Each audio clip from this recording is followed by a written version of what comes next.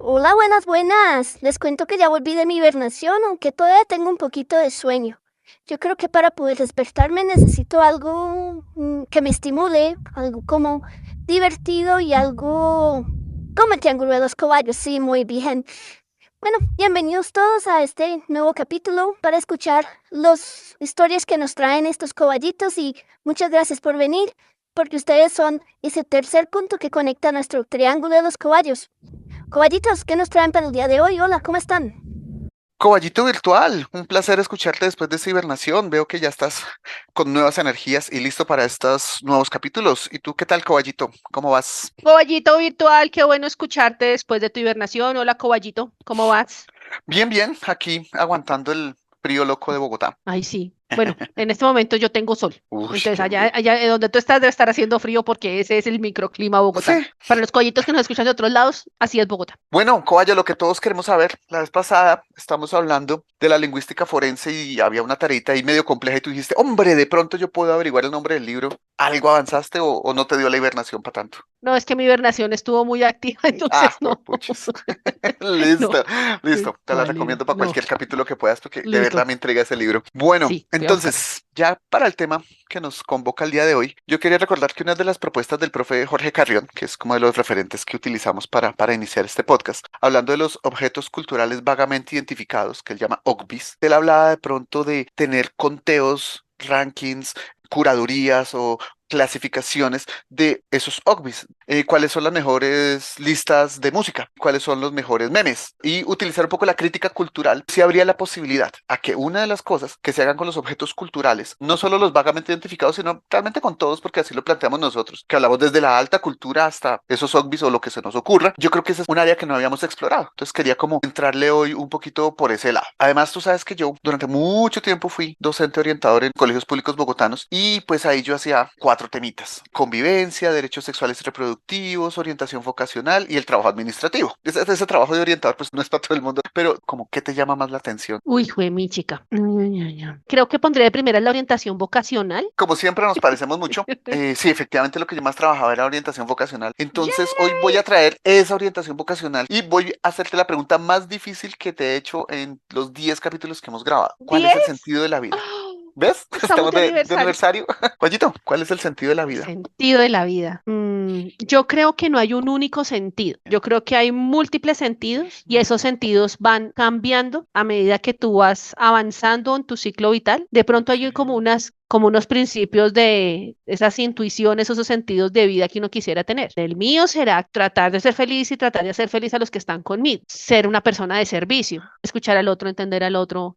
Hay múltiples sentidos que son dinámicos y que se van ajustando en la medida de tus experiencias, de tu crecimiento, pero que sí es un principio rector. Y ese principio rector entonces puede ser tu vocación, tu interés, tus sentimientos. Si a tu interés es hacer Sí, billete y sí, sí, pues habrá acumular quien lo capital, tenga, claro. hágale. No hay un sentido universal, Sí. ¿no? Lo que yo quería traer aquí a este capítulo es una derivación de todo ese discurso. Yo diría que no existe sentido de vida y eso es maravilloso porque significa que no hay un algo, una meta, un hito o una acción o algo similar que tengamos que hacer, que debamos hacer, que le dé sentido a la vida, sin el cual ya no tiene razón.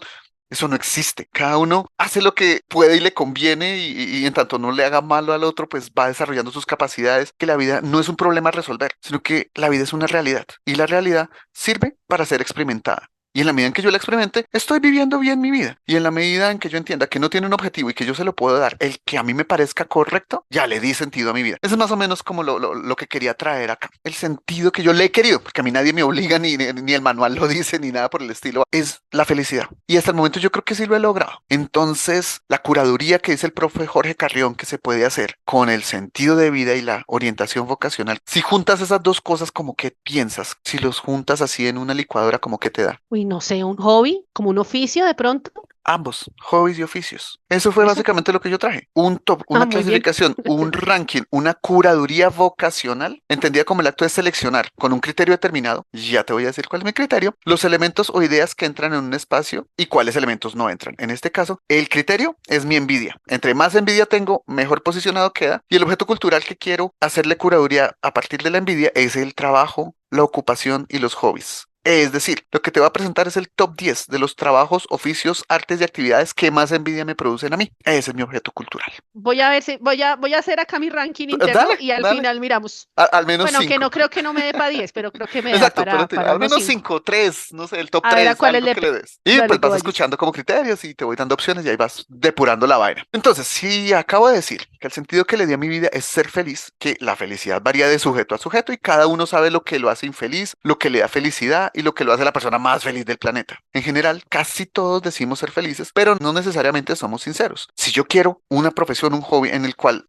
quiero ser feliz, tengo que ser sincero al decir esto sí me hace o no me hace feliz. A la hora de eso, de decidir una actividad para ser feliz, no se trata de evitar una vida miserable, es algo que te llene. Y si de trabajar para ser feliz se trata, yo encuentro las primeras profesiones que puedo nombrar, unas que requieren mucho trabajo y mucho esfuerzo, pero que a mí me harían muy feliz. Por ejemplo, un atleta, un velocista de 100 metros, me hubiera encantado serlo. Un deportista de los eSports, ser baterista, ser relojero, ser astrofísico, ser ingeniero de audio o ser terapeuta de arte. Son profesiones y hobbies y acciones que me costarían mucho, pero yo creo que me valdría la pena y sería como trabajar por la felicidad. Otro concepto en trabajos y profesiones es la diferencia entre ser útil y tener sentido. Un trabajo es útil cuando un tercero determina que eso que uno hace sirve para algo. Lo que tiene sentido es algo personal. Lo que tiene sentido nos llena y así a nadie más le interese, lo vamos a seguir haciendo por gusto, pues porque nos llena. Entonces, trabajos que tienen sentido para mí y que envidio serían biólogo marino, bibliotecólogo, editor literario, relojero, inventor, traductor simultáneo, analista o científico de Big Data, profesor, sanduchero, embalsamador,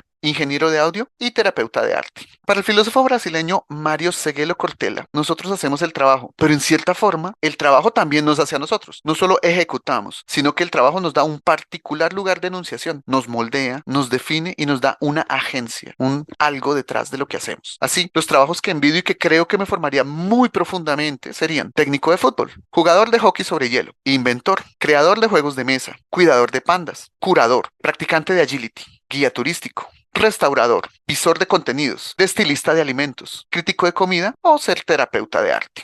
Después de trabajar como docente orientador, yo concluí que el secreto para una buena decisión vocacional es ser curioso. No se puede aprender o ser experto en todo, pero el ser humano está hecho para aprender. Entonces, los empleos u oficios que yo envidio y que más satisfacen la curiosidad mía en particular serían biólogo marino, bibliotecólogo, inventor, astrofísico, escritor, guionista, profesor, juez de belleza canina, crítico de comida, terapeuta de arte y creador de juegos de mesa. Existen cosas que nosotros aprendemos y a las pocas horas, días, semanas o años las olvidamos y decimos, ¿para qué aprendimos eso? Eso no me sirvió. Hay por lo menos 3 razones para aprender ese tipo de contenido. Primero, porque son verdad, porque son parte de la realidad de alguien y así podemos entender nuestro lugar de enunciación y el de las otras personas. Segundo, entre más cosas sepamos, menos probabilidad hay de que nos engañen. Y tercer motivo para aprender ese tipo de cosas, el ejercicio de aprender mejora la capacidad cerebral. Según la naturaleza de lo aprendido, puede ser en lo motriz, en lo cognitivo, en la memoria muscular, etcétera, etcétera, etcétera. Dicho lo anterior, los empleos que yo envidio y que implican conocimientos extraños serían ornitólogo, bibliotecólogo, relojero, practicante de los eSports, cuidador de pandas, analista o científico de la Big Data, practicante de agility, restaurador, visor de contenidos, creador de juegos de mesa, croupier, cetrero, baterista, paseador de patos, estilista de alimentos, juez de belleza canina, ingeniero de audio o embalsamador.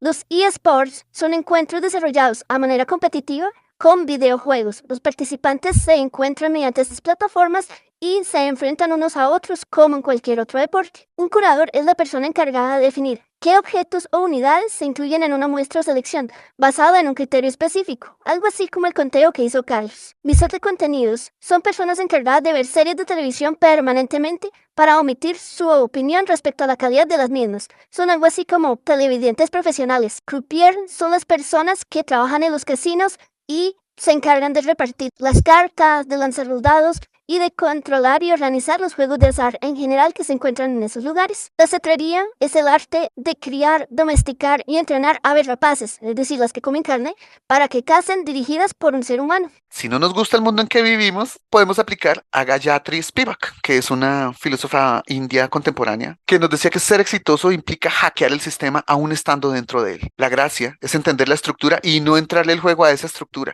que que de pronto es demasiado excluyente, clasista y tiene toda una serie de problemas que es lo que nos tiene en este mundo como nos tiene. Entonces, hasta donde se pueda es entrarle al juego y crear nuevas formas o procesos, otra forma y otras opciones. Entonces, de los empleos que envidio, los que mayor impacto tendrían para cambiar las cosas serían biólogo marino, escritor, inventor, astrofísico, analista o científico de la Big Data, estadístico, creador de juegos de mesa, guía turístico, profesor y terapeuta de arte. Entonces, yo pasaría al top 10. ¿Te arriesgas o lo voy diciendo yo o cómo hacemos? Bueno, creo que jugador de hockey está de primeritas.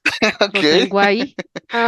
Tenía el de jugador olímpico, o sea, Ujú. participar en cualquier cosa que fuera a nivel olímpico. Olímpico. Lo del relojero sí me tomó completamente por sorpresa Guau, yo. ¿Pero cómo? es bonito, es bonito. Te había puesto como profesor universitario, te había puesto algo como músico, Ah, no, ok, ok. todo menos cantante, Bien, pero pero mira lo que ibas diste. más por el lado del ingeniero de audio. Pero también con el baterista. Y ese juez de belleza canina me parece increíble. Yo no podría, yo le daría a todos 10. Sí, La de terapeuta de arte también me llama la atención que la lindísima. tengas. Me A estas trasciende, alturas ya todos lindísima. nos hemos vuelto hippies. Total, total. Esas son las que Bueno, tenía Coballis. entonces, te los voy a decir. Como puesto número 10, así que me despierta envidia, analista o científico de datos, la Big Data. Me Ay, qué enloquece, me horror. encanta manejar la estadística, los datos. Mira, yo te puedo decir en este momento en mi computador, puedo mirar qué canciones escuché cada año, desde el año 2004 hasta la fecha. Y si me das tiempo de ir por los registros manuales, te lo puedo decir desde el año 92. Donde cobra razón la premisa con la que arrancamos y es que hay cosas que no le hacen sentido a nadie y son felices. Yo, perfecto, si eso te hace feliz, pero a mí me dan arcadas de solo pensar. Es un trabajo muy lindo, ¿para qué? Me encanta. Y además tiene mucha proyección. Ahorita todo lo trabajamos por Big Data. Como puesto número 9, una profesión de mucha disciplina, mucho trabajo, tanto vocación como talento, y es baterista. Me Uy, sí, a mí encanta la también me batería, me gustaría. encanta. Me encanta la música, pero siento que todas las percusiones me llevan mucho. Y pues de los ritmos favoritos míos es el rock, pues la percusión, digamos, más usual es la batería. Como puesto número 8, a mí me encantan los animales, sobre todo los pájaros y sobre todo el entrenamiento de animales. Entonces, la cetrería es una cosa bien interesante de entrenamiento de animales de presa. Se realizaba de pronto por unas necesidades que ya no están vigentes, pero Obviamente. puede ser una actividad divertida para mí. Es relacionarme con unos animales que me encantan, me fascinan y creo que me enseñarían demasiado. Aves rapaces, que son tal vez la que la gente le tiene como más recelo, más distancia.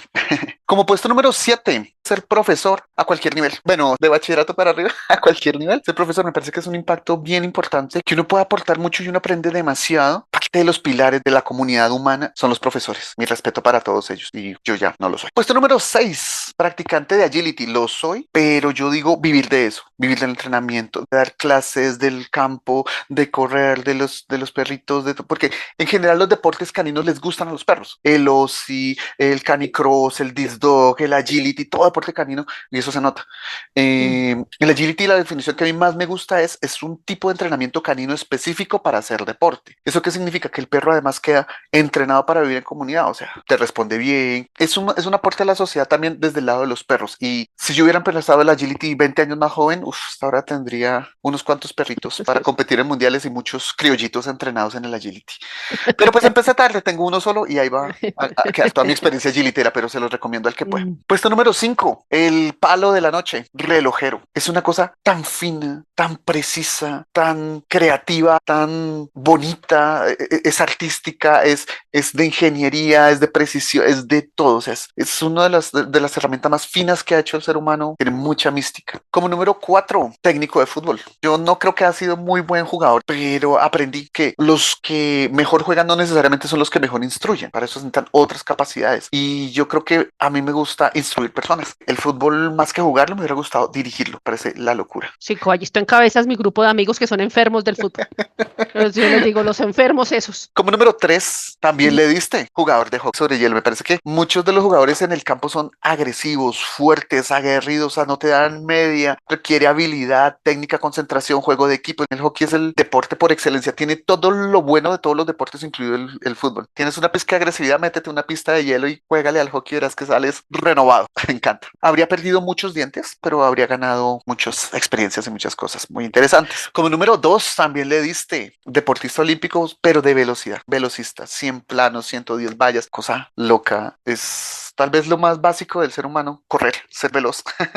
Es un ejercicio que le es natural. Yo creo que eso es lo que me conecta con la velocidad, con el atletismo de velocidad. No soy fondista, en el colegio hice de velocidad, iba bien, pero pues la vida me llevó por otro lado que no me quejo, soy feliz, pero envidio mucho a los que sí pudieron coger la de atletismo y la de los velocistas, me parece la locura, me encanta. Por eso es mi número 2 y mi número 1, ¿cuál crees? Pues mis notas que dicen aquí. No, mi top 1 era que fueras jugador de hockey. Casi, fue el top 3. Top número 1, Mm. escritor. Bueno, por ahí vas en curso Collis. Estoy en esas, pero como diría alguna vez Isabel Allende, de las cosas que ella más le costó fue una vez que salió de Venezuela, si no estoy mal, y su pasaporte lo fue a renovar en la embajada chilena y le dijeron, bueno, ¿usted a qué se dedica? Y ella dice que lo que más le costó fue decir, soy escritor. Es algo pesado, es algo fuerte, es una responsabilidad, eso requiere mucho trabajo. Yo llevo los primeros pasitos, o sea, me falta mucho y yo creo que va a ser un hito muy grande, como decía Isabel, que algún día pueda decir yo, sí, yo soy escritor. Me muero de la envidia, me parece lo mejor, lo más, de lo más, de lo más, de lo más, y por eso estoy intentando hacerlo. Es eso. Entonces, recomendaré un libro que entiendo no te gusta mucho a ti, para mostrar una faceta de escritura que casi no se ve, y es la premio Nobel Svetlana Alexievich, que creo que no te gusta demasiado. Voces de Chernobyl. Sus libros son fuertes. Digamos que el plus por lo que lo traje es porque ella escribe no ficción y la no ficción casi nunca gana premios, pues más allá de los periodísticos. Pero ganarse premio Nobel a punta de una vida de escritura de no ficción, siendo consistente con todo mi envidia, tendría que recomendar una escritora a la que le tenga mucha envidia y ese es mi objeto cultural. ¿Qué tal? Uy, juepucha. Has estado muy introspectivo, Cocho, muy reflexivo. Obviamente uno no podrá hablar de un territorio distinto que el propio. ¿Qué me gusta de tu tema? Y tenemos un oyente que dice, pero ese cobayo, ¿por qué vino a hablar de los nombres? Dice que objetos culturales.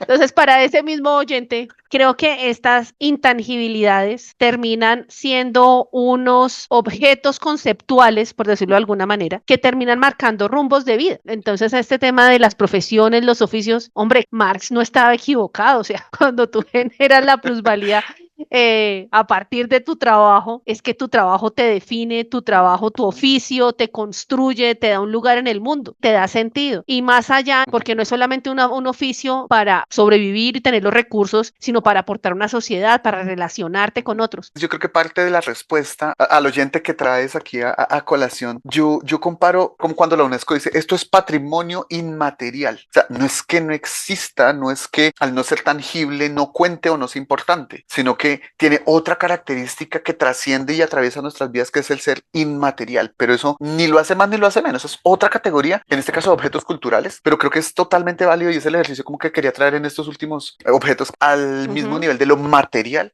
Por el momento se me ocurre un libro muy bueno para recomendarle a los collitos oyentes que se llama Trabajos de Mierda. No sé si lo has visto. No, no De David Graeber. Es un súper. librazo. Es una reflexión muy cínica, pero también muy coherente de cómo es que gastamos nuestra vida 40 horas, 50 horas a la semana en tareas inútiles. El hombre es antropólogo y el libro es muy divertido también. Hace una serie de entrevistas a una gente y empieza a mirar dónde están como las miserias de sus días laborales y empieza a encontrar por qué un trabajo es un trabajo de mierda, porque está mal remunerado, porque no beneficia a nadie, Que no sirve para porque es nada. que yo estoy sí, total, una burocracia sin sentido, un teleoperador, cómo es que tú gastas tu tiempo, que es tu recurso más valioso, en eso, y cómo esa relevancia social del empleo y del sueldo va generando unas profesiones y unos oficios, entre comillas, muy necesarios, lo que hace, por ejemplo, un agricultor, lo que hace un reciclador, lo que hace una mamá. Entonces uno a veces se encuentra con que no, los oficios se hacen afuera y tienen remuneración, pero, por ejemplo, el oficio de ser mamá, De acordando aquí la Macaferrillas canción Asociados. de Macaferrillos Asociados, porque hay muchas mujeres que, oiga, sí, yo voy a ser mamá y voy a cuidar mis hijitos y voy a encargarme de atender una casa, que es un trabajo súper Cosa desagradecido. valiosa y desagradecida. Hay muchas que dicen, hombre, esto es Yo lo que yo quiero quiero eso, hacer, esto sí, es lo que le sí, da sí. sentido a mi vida porque yo me reconozco a mí como una mujer ¿Como mamá. mamá? Había un meme circulando por ahí que hablaba de que yo quiero que la inteligencia artificial me ayude a lavar la loza, a lavar la ropa, a Sí. limpiar el piso y no a inventarme los cuentos, las obras, las La pinturas música. que yo me quiero crear. ¿Por qué? Porque yo quiero trabajar en eso. Mi hermana que nos hizo los diseños de los coballitos que encuentran en Spotify, Un si los saludo ven, a Jenny. Muchas gracias, te quedaron muy bonitos.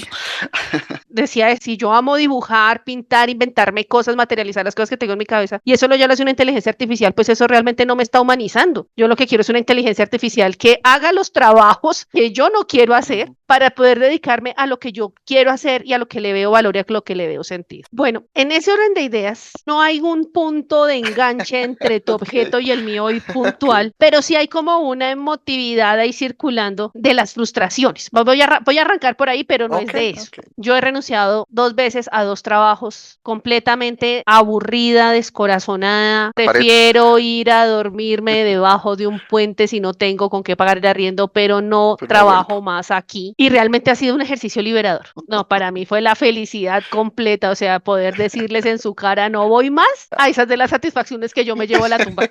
Pero ese ejercicio de liberación, de soltar eso, pues es un cúmulo de frustraciones, de angustias, de rabias, de estreses, de dolores. Porque hacer algo que tú no quieres hacer duele, te pica, te magulla por dentro. Físicamente te maltrata, te agrede. Yo vengo a hablar hoy del dolor, pero como mi objetivo en este ejercicio del podcast es materializarlo en objetos, voy a hablar un poco como yo sé que tú dices que nada duele, Coballo, y que todo está en la mente y yo te odio por eso, porque tú no has aguantado de los dolores que yo he aguantado, pero hay muchos estudios relacionados desde todas las ciencias, antropológica, médicamente, psicológicamente, espiritualmente, religiosamente, de lo que significa el Ok. dolor. Va como en 3 partes mi intervención. La primera, como hablar un poco de lo que es el dolor y hablar entonces de los dos extremos del dolor, lo que genera mucho dolor y de las cosas que alivian el dolor. Eso es Ok. como de lo que quisiera hablar. Entonces, bueno, a ti no te duele nada porque tú eres un marciano, pero ¿cuál es el peor dolor que tú has experimentado físicamente? Uy, ¿qué te dijera yo? He tenido fuertes, pero nada que yo diga. Nombraría algunos como para escogerlos mientras hablo. Yo me fracturé un dedo, la verdad yo no me di cuenta. Y Me duraste todo el tocó, día con el dedo ahí boleando. no, yo no me di cuenta, pero pues sí fue como intensito. Una sola vez en la vida me han dado un calambre, pero pues es una cosa, ok, listo, ya pasó. Una vez tuvimos un choque en carro muy fuerte. Alcancé a generar toda la anticipación al golpe, entonces el dolor fuerte del choque no lo tuve, sino como dolorcitos después, pero esos ya no son tan fuertes. No sé, se Bueno, me esa es una ocurre. pregunta que le vamos a dejar a los coballitos escuchas que sí son normales. Ahí hay una cosa importante, cobayos. Sí. Tú hablas de una serie de preparaciones, de análisis, de razonamiento, ¿cierto? Que haces en torno a esa experiencia física Ujú. desagradable, que es un daño del cuerpo. Ese es Claro, como el claro. primer punto para hablar del dolor. Pero el dolor es una experiencia personal, Ok. influenciada naturalmente por los factores biológicos, psicológicos, Y sociales en los que te culturales. encuentres y culturales. Los expertos hablan del dolor y la nocicepción, que es como esa percepción del dolor, en términos diferentes. Y hablaban de que el dolor no puede ser referido únicamente por la actividad de las neuronas sensoriales, porque el concepto de dolor también es aprendido. El dolor y el de no dolor, por ejemplo, es hasta ahora, después de no sé cuántos años de medicina occidental, que se viene a entender que los cólicos menstruales realmente duelen y que pueden llegar a ser incapacitantes. Pero como a las mujeres nos dijeron que ese dolor no dolía, cuando hablamos de dolor no solo nos referimos a esa respuesta fisiológica, sino nuestra reacción del dolor, nuestra percepción y la manera en que lo abordamos. El dolor se asocia con el sufrimiento. Desde el punto que yo encuentro de que uno estar en un mal trabajo sufre y cuando uno sufre le duele, Le entonces duele. hablemos del dolor. Hay un tema cultural frente al dolor, que algunas comunidades aborígenes manifestaban el dolor como el efecto de una brujería. A usted le duele algo porque alguien lo está trabajando, o a usted le duele algo porque no se está articulando con su comunidad, o a usted le duele algo porque usted tiene la culpa y el pecado encima. Entonces ahí vienen aspectos de la religión en la que el dolor purifica, entonces el dolor tiene que ver con un sufrimiento que en algún momento del más allá va a ser compensado. Entonces hay muchas variables ahí relacionadas con lo que significa el dolor. Yo quiero dedicarme a hablar un poco de ese dolor físico, de los cuerpos que duelen. Entonces hay que hablar de dolores grandes, medianos y chiquitos. Hay escalas de dolor. Tú vas al médico y ¿cuánto le duele? Uy, no, uy, hartísimo. Entonces te preguntan de 1 a 10, pero generalmente las escalas van de nada de dolor a leve, moderado e intenso. Hay otras que son no me duele, dolor ligero, moderado, intenso o muy intenso. Esa es como mi pequeña introducción. Yo quería hablar de cómo los humanos hemos abordado el dolor desde 2 sentidos, para infringirlo y para aliviarlo. Para infringirlo somos unos capos porque no Pero hay nada total. más perverso que esta especie. Siendo una búsqueda de esos experimentos o esos objetos para el dolor, encontré algunos que quiero traer a contarles para que nos resarzamos todos aquí en nuestra capacidad de malignidad y de, no sé cómo decirlo, para generarle Crapulencia, decían en de Los Simpson. cómo se regodean en su Su crapulencia. crapulencia. El primer objeto es el toro de bronce. Para los que no lo Ush, conozcan, es un instrumento de tortura generado desde los antiguos griegos, donde el señor Perillos de Atenas del siglo IV se inventó un artilugio genial, una estatua de bronce de tamaño natural de un torito con una puertita en un lado para que la pobre víctima se metiera allí. Debajo del toro se encendía el fuego que naturalmente va calentando. La pobre víctima, imagínate adentro en esa angustia, de todo. ahogado, Ush, quemado, ardido, claustrofóbico, bueno, encerrado, sí, todos los, sí, desesperado. el diseño de la cabeza del toro daba lugar a que los sonidos de la víctima, cuando salían por el hociquito del toro, sonaban como el grito de un toro real. Entonces, en mi top, Eso el es toro de bronce horroroso. está entre el top 3. Luego viene Iron Maiden, que Ya, ya, para nada ya. es una tortura escucharlos, yo los amo. Más o menos en el siglo XVIII era utilizado para forzar confesiones, castigar acusados. Entonces, la doncella de Hierro básicamente es una tumba vertical y adentro está decorado con púas, muchas puntillas. Hay una referencia en Matilda cuando le dicen el agujero y es donde la maestra Tronchatoro mete a los niños que se portan mal. Eso es una Eso es versión una... infantil de la doncella Ajá. de hierro. La doncella de hierro la abren y está puesta de manera particular para que cuando la puerta se cerrara, pues la pobre víctima no tuviera oportunidad de escapar, pero también para que las púas evadieran los órganos importantes. Te chuzaban por todas partes de tu Pero pellejito, sin matar.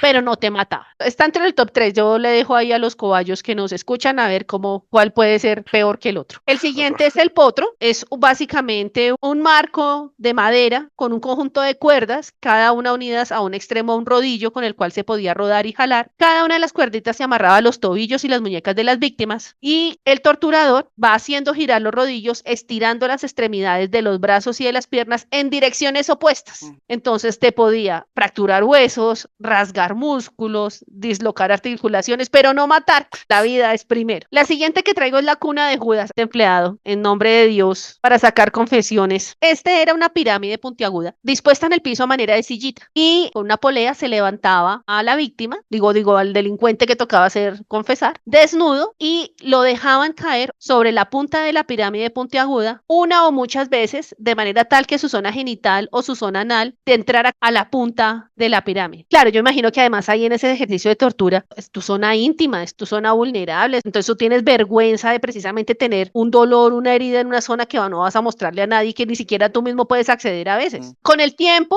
la cuna de Judas tuvo unas modificaciones y unas mejoras, por ejemplo, se les añadió electricidad, resultado de las dictaduras centroamericanas y suramericanas, y la última era la pera de la angustia, pera veneciana o la pera vaginal, que básicamente era un objeto metálico en forma de pera que se lo metían en la boca, en la vagina o en el ano a la víctima y una vez en el interior, la pera se abría. ¿Qué opinas, Cobayito, de estos 5? Yo sé que ninguno de los 5 te eran ajenos. Estaba pensando en el referente obvio que es un libro que ya habíamos hablado, que era La pena de muerte. La cosa pienso yo que se toma como recordar, como tener presente, patente que eso ha existido, no como apología a ello, como entender los límites que hemos trascendido y que nunca debimos haber trascendido. De acuerdo. Fuerte, fuerte. Acuérdense que mi intervención iba en 3 partes, esas connotaciones básicas del dolor, de los elementos top para Dolor. infringir dolor y los últimos cómo la gente cura, se alivia el dolor. Aquí hay de todo, estrategias, materiales, tecnologías desarrolladas para lidiar el dolor. Y aquí entro entonces con los dolores considerados los peores. En primer lugar, la neuralgia del trigémino. Entiendo, Yo la claro. sentí una vez. Uy, Y horror. te lo juro Sí, que el claro. dolor, de hecho la conocen como la enfermedad del suicidio. ¿Era Ese dolor es tanto? permanente, como de sensación de quemazón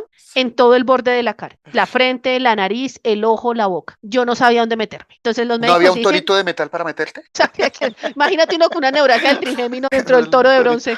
Le sigue el cólico nefrítico. Ese también he tenido la gloriosa bendición de De experimentarlo. poseer. Las médicos que me han atendido me dicen, soy mamá y prefiero un parto de Ah, gemelos eso. a ese cólico. El cólico nefrítico es un dolor agudo e intenso producido en el riñón o las vías urinarias producto de una obstrucción. Ay, ay, ay, Cobayito, cuánto lo siento.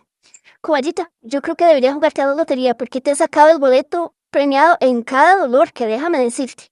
Es muy valiente y fuerte en todo caso. Pero en esta sí no, que es la tercera que le sigue, ni modo Ok. de poderla hacer. El golpe en los testículos. Ese sí lo tengo. Pero El entre los golpe dos en ya la ingle. sumamos 3 de 3. Sí, que eso también un dolor como indescifrable, inlocalizable, Sí, sordo, como que te llega directo al sí, cerebro, como que se que tú no lo irradia, como que es una irradia. maravilla inexplicable. La siguiente, el dolor de la gota. El dolor no permite ni siquiera que la sábana te roce la punta del dedo, porque la Se gota concentra. básicamente es la concentración del ácido úrico y se vuelven microcristales que se Cristales, instalan en eso. las articulaciones, de primeras en el dedo pulgar del pie. Luego siguen las quemaduras y por último la cefalea en racimos, que es una especie de migraña, te hace arder los ojos, te hace llorosear, te estimula la nariz. Entonces, para todos esos males, que empiezo a hablar un poco también de esos puntos creativos que a lo largo de la historia han utilizado para curar el dolor. La primera, vigente hasta nuestros días, la corteza de saúco, que de ahí Sí, sale la salicilina, que es la el aspirina. precursor de la aspirina. El señor Hipócrates, padre de la medicina, hablaba de que había que masticar la corteza para aliviar el dolor y la fiebre. Y sí, señor, funciona. Bueno, y existen otras plantitas que desde la tradición en diferentes lugares del mundo se han utilizado para manejar el dolor, que el ajo, que porque es antiinflamatorio, que el jengibre porque es antiinflamatorio y analgésico, que el opio tiene un efecto sedativo. Como el dolor es un tema religioso, simbólico también, ha habido una serie de prácticas que nosotros formados en Occidente y con una mirada positivista del mundo, pues no tiene sentido, pero que muchas comunidades, por ejemplo, utilizan piedras o minerales dispuestos en ciertas zonas del cuerpo para eliminar dolores, que el ámbar, que poner collares para mantener el funcionamiento de X parte o órgano del cuerpo, que el jade, porque te permite evitar que el cuerpo pierda el equilibrio, que te ponen amuletos y talismanes. O sea, me interesan sobre todo algunas tecnologías antiguas que después del avance de la ciencia en medicina te daban alguna razón. Por ejemplo, la trepanación. Prácticamente era hacerte un huequito en el cráneo para liberar la presión y tratar dolores de cabeza severos. Hay dos de la cultura china que me parecen geniales, como es la acupuntura. Básicamente son el uso de agujas insertadas en puntos específicos del cuerpo para aliviar el dolor. Para la medicina tradicional china, estos puntos no tienen un sentido reduccionista ni llegar al punto porque ahí le duele. No, es porque la energía fluye y porque hay puntos del cuerpo donde la energía se detiene y pues toca pues movilizarla. Responde a una visión muy armónica, muy sistémica del cuerpo y del mundo con la energía, donde el cuerpo tiene una energía vital o el chi o el ki, mi mandarín también está muy oxidado, donde pues la energía fluye y lo que debe hacerse es activar o desactivar esos 365 puntos mínimos que tenemos en el cuerpo. Significa que el dolor no es un tema puramente causa-efecto, sino que el dolor es resultado de un balance de la energía y la materia, de fuerzas y elementos que se puede exaltar, que se puede acrecentar por condiciones del entorno. Y de hecho creo que cada vez son más las personas que acuden a ese tipo de medicina. Así como la alopática tiene sus límites y ahí pues uno corre para la otra. Yo creo que también habrá gente que en medicinas tradicionales, la china incluida, dirán ciertas dolencias que no le responde muy bien, vendrán a la alopática. Pues que Claro, ninguna es la totalidad. Entonces, pues, yo creo más bien que son como complementarias dentro de todo. cuando tú vas a un homeópata o un acupunturista, no le preguntas, ¿y dónde le duele? ¿Y cuándo le duele? Sino, oiga, ¿y usted qué le gusta hacer? Y Ujú, cuénteme cómo es un día perfecto para usted. Y uno, sí. pero a ver, hay otras que también son bien interesantes, como las sustancias de origen animal, que fueron usadas de manera primaria, pero pues que obviamente ahorita están pasando por procesos en investigación. Por ejemplo, el veneno de serpiente. Hay algunas toxinas que se recuperan del veneno de la serpiente que pueden ayudar a trabajar el dolor neuropático. El uso de la veneno de abeja para tratar sobre todo dolor articular. La apiterapia, porque así se llama, tiene un efecto contradictorio con la inflamación. A uno lo pica una abeja y la inflama y le duele. Pero si te pica o te utilizas el veneno de la Donde ya abeja, estás el inflamado. de inflamado y adolorido, tiene un efecto Qué contrario. loco. Están las controvertidas como la cocaína de Sigmund Freud para manejar la depresión y el dolor y lo Sí, que total. generó fue unos problemas de adicción los berracos. Quisiera cerrar aquí un poco el proceso y son como esos desarrollos tecnológicos al servicio de los dolores que cada vez son más frecuentes y más crónicos pues por el estilo de vida que vamos llevando. Los primeros son las técnicas de estimulación eléctrica. No me lo van a creer, pero una vez desperozándose me luxé un hombro. Entonces la TENS en inglés es estimulación eléctrica nerviosa transcutánea. Utiliza la estimulación eléctrica para disminuir el dolor. El médico, pues o por lo menos el que me atendió a mí, se conectaba a un aparatico y él era, sus manos, todo su cuerpo era el que transmitía una electricidad de muy bajo voltaje naturalmente Claro, y claro. empezaba a masajearme, o sea, hacía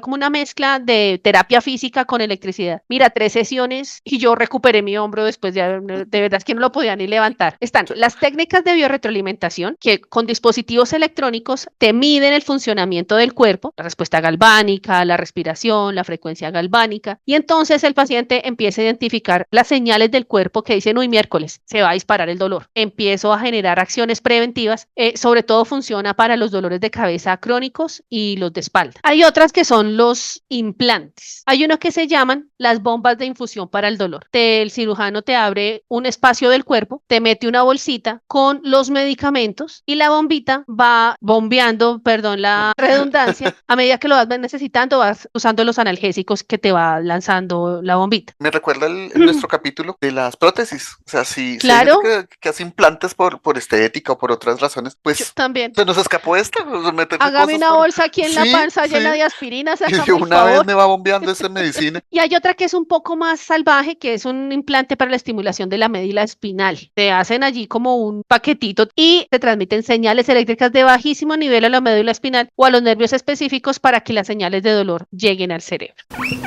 Creo que Diana quería decir que no lleguen las señales del dolor. Y obviamente todas las otras técnicas comportamentales, la Mm, meditación, la terapia física, La el baba ejercicio. puchis. Creo que lo que Carlos está tratando de decir es pranayama. Ese es un concepto asociado al yoga. Viene de las palabras prana, aliento o energía vital, y yama, disciplina, control, dominio. Entonces, el pranayama es el arte de dominar la energía vital que conocemos como respiración. Su finalidad es potenciar las capacidades del yoga, en tanto calma la mente, mejora la atención y baja la ansiedad y el estrés. Los tratamientos psicológicos de regulación comportamental para manejar el dolor. Por último, quiero dejar la historia de un gen SCN9A que está presente en los nervios y tiene un papel clave en la transmisión del dolor al cerebro. Lo han encontrado a partir de un grupo de personas que tenían unos síndromes hereditarios extraños de manejo al dolor. Entonces estaba el caso de un niño en Pakistán con solo 10 años, se clavaba cuchillos en los brazos, caminaba sobre brasas calientes y no le dolía. A los 14 años el niño se murió. ¿Por qué? Claro, Porque no alguien se le da dijo cuenta. salte desde ese tejado y él sabiendo que no le iba a doler, pues allá cayó. Entonces se encontraba que con este grupo de personas que tienen esa mutación, pues andaban con las piernas torcidas, sin pedazos de lengua porque se la No mordían, se dan se cuenta, la claro, comían y no se daban cuenta, claro. o que podían morir de hipotermia porque no sentían el frío. Esa es mi historia, mis historias eclécticas sobre el dolor y los objetos del dolor, Coello. ¿Cómo la Es viste? que hay mucho, es un campo exageradamente amplio. Entonces es interesante cómo bajas el dolor, algo cultural y algo de sujeto, no solamente como un evento biológico, y ya lo habíamos visto en otros capítulos, el de los ataúdes que tú también trajiste. Algo que es físico lo podemos llevar al punto de vista cultural. Si el dolor depende de la cultura, del sujeto y de sus condiciones, a nadie le duele como a mí. Lo que me Así va a doler a es, mí es diferente a lo que le va a doler al otro. Y eso me parece así es. supremamente bonito y poderoso. Me llama la atención que en Occidente le ponemos más fe a los arreglos químicos que a los arreglos eléctricos. Energía, eléctricos. Energéticos. Un dolor que estaba viendo yo justamente hoy es la muerte de una mascota. Tomando Claro, nuevamente eso de que a nadie le duele como a mí. Está bien que te duela la muerte, no es solo un perro. Digamos que vale la pena poner ahorita en conversación cómo las muertes de las mascotas también son supremamente impactantes. Yo lo que digo, es. Coballo, no es que el dolor no exista, sino que el dolor es psicológico. Y es muy gracioso porque yo siempre voto eso cada vez que puedo con cualquier persona y casi todo el mundo entiende cuando digo que es psicológico es como si no existiera, como si fuera irreal o como si fuera inventado, como negamos un poco la parte energética del cuerpo y preferimos la química, también negamos la parte psicológica. Una cosa que nos dejó la Guerra Fría. La Guerra Fría es un periodo histórico que va desde finales de la Segunda Guerra Mundial hasta la caída del muro de Berlín, donde dos bloques geopolíticos se enfrentaron: socialistas, principalmente representados por la Unión Soviética, y capitalistas, cuyo representante típico son los Estados Unidos. En esta pugna involucraron a buena parte de los países del mundo y consistió en que no se declararon una guerra frontal o formal, pero hacían toda clase de estrategias para perjudicar al otro bando en favor del propio, incluyendo, por supuesto, la infiltración de los famosos espías que vemos en las películas y en los libros ambientados en esa época. Fue el entrenamiento ante el dolor. Agentes que eran tomados por la contraparte y eran torturados para que nos digan dónde están los misiles. Los agentes eran entrenados ante la tortura. Funciona. Realizar ciertos procesos para que el dolor disminuya o incluso no se sienta. Es una cosa bien interesante. El dolor es entrenable. Así de sencillo. Recomendación literaria. Hablando de esa otra perspectiva del dolor. Yo hablaría de Lo que no tiene nombre, de Piedad Bonet, que es un libro realmente desgarrador, fuerte, sobre eso, la muerte de un hijo que pues para ella no tiene nombre. Cuando se muere el padre, cuando se muere la pareja, cuando se muere, tienen nombre, pero cuando se muere un hijo, eso no tiene nombre. Eso Muy bien, pensaría yo de caballito. tu tema. ahí hay un tema importante. Una cosa es el dolor, otra cosa es el sufrimiento, otra cosa es el duelo, pero algo que siempre está presente es cómo se intervinculan esos elementos con el cuerpo. Hay gente que dice, yo me muero de amor, que no Sí, superan un sí. duelo, una pérdida de una pareja, una ruptura o lo que sea, y realmente lo sienten en el cuerpo. Sienten que les duele el corazón, que tienen palpitaciones. Desde los 60 se diseñaron técnicas de retroalimentación, por ejemplo, en los momentos de cólicos menstruales, que tiene que ser con un tema de contraste de estímulos. Y es que entonces, venga, yo le aprieto la mano o la pellizco más duro para que se le olvide el dolor del cólico. Obviamente no es lo ideal, pero tiene Obvio. que ver con ese tipo de investigaciones relacionadas a la percepción y la preparación para el manejo del dolor. Todos hemos experimentado dolor físico y el dolor nos hace concebir las cosas de una manera distinta. Tú en un medio de una migraña, a mí me Tomas vale decisiones cinco todo. diferentísimas, No, diferentísimas. yo creo que el dolor es como el poder y saca realmente lo que tienes tú adentro. Bueno, entonces, pues eso es Entonces, todo por este episodio. ya volvimos de la Esperamos pues hibernación. Esperamos pues que hayan hibernado un ratito. Les agradecemos que nos hayan retomado también. Cuéntenos sus historias de dolor. No, no muchas. Cuéntenos sus vocaciones y sus sentidos de vida. Que nos cuenten qué hacen con los dolores. Y pues nada, nunca es tarde para cambiarle trabajo. Despedirnos, que les vaya bonito a Listo. todos. Coballito, muchísimas gracias. Adiós, Tema. Coballito. Chao, Coballis Virtual. Muy bien, muchas gracias, caballitos. Justo a tiempo para después de mi hibernación. Con lo que nos cuenta Diana, creo que voy a tener más cuidado al desperezarme después de este gran sueñito que tuve, porque no quiero aparecer en el listado de los dolores que Diana nombró, aunque sí me gustaría aparecer en el listado de profesiones que nombró Carlos. De pronto un cambio me vendría bien, sí, lo voy a pensar. Muchas gracias a todos ustedes por escucharnos y nos vemos en los próximos programas. Chao, que descansen y a los que hibernaron, cuidado al desperezarse. Chao, chao.